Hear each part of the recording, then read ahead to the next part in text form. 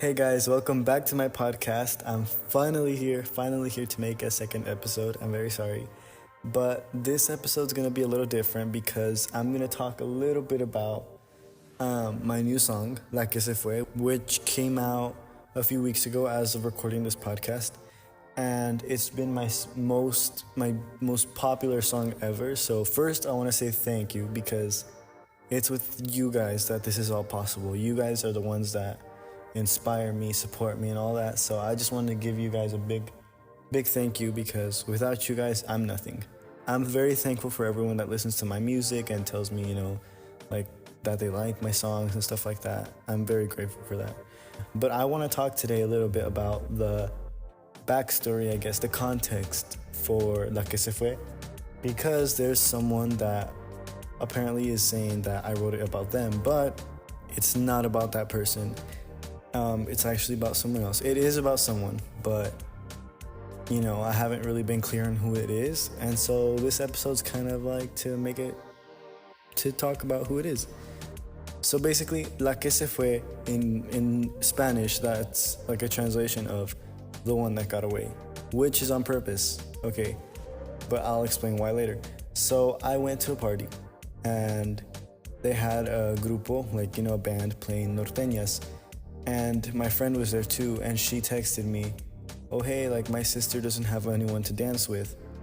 And at the time, I didn't know the sister very well. I barely even knew her name, and I honestly thought that she didn't like me at all. Just cause, I don't know, I just overthink like that. But also at the time, I was like in between a toxic relationship, and so the person that from the toxic relationship didn't really let me do much, so I didn't know how to dance, and I still kind of don't.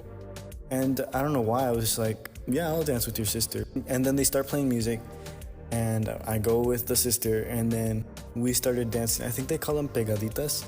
I don't really know because, like I said, I've never danced like that. And so we're dancing, and for me, that was the most romantic thing I had ever experienced. I think to date, it's still the most romantic thing I've ever experienced. And then I think in that moment, I kind of started to fall for the girl. But like I said, I was still kind of in a relationship situation. Honestly, like, I don't even know if I can count it as love because that person never like reciprocated it. And so I'm over here dancing and like butterflies and like I'm falling for the girl, and then the music stops and like whatever. And we sat down like together, and I wasn't really talking, but I was just still melting, because honestly, I feel like that's the best way to describe it. Like when we were dancing, I felt like I was just melting, and I just felt the same way the whole night. And then later we were talking like about, my situation and whatever. And she asked me if I found anyone else attractive, and me, I wanted to say yes. I wanted to say yes, you. But I was like, wait, we just danced. I don't think it means that much to her.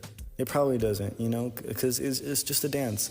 So I ended up saying no, not really, which was dumb.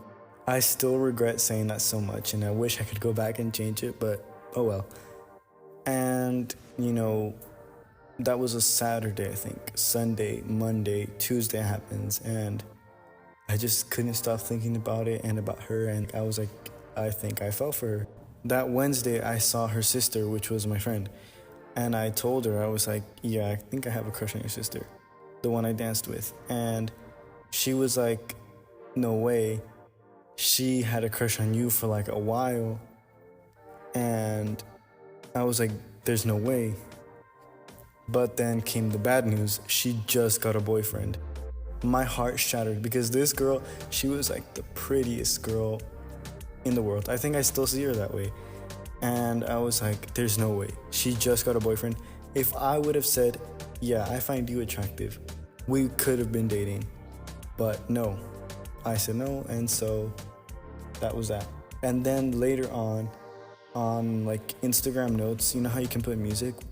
Well, she put the song The One That Got Away by Katy Perry, and I listened to it, and I don't even know if she put the song because of me or whatever, or like if it makes her think of me, but I listened to it and I was like, oh my gosh, she's my one that got away. This was freshman year, maybe, I think, when this happened. And then sophomore year happens, and I was taking like the state test for science or something. And when you take those tests, you can't use your like laptop or your phone like afterwards. You just have like a piece of paper. And I finished the test early, and out of nowhere, I just started to write "Ha pasado tanto tiempo," and I wrote the whole song from start to finish in like 10 minutes. And when I wrote the song, I was like, yeah, this song is about her.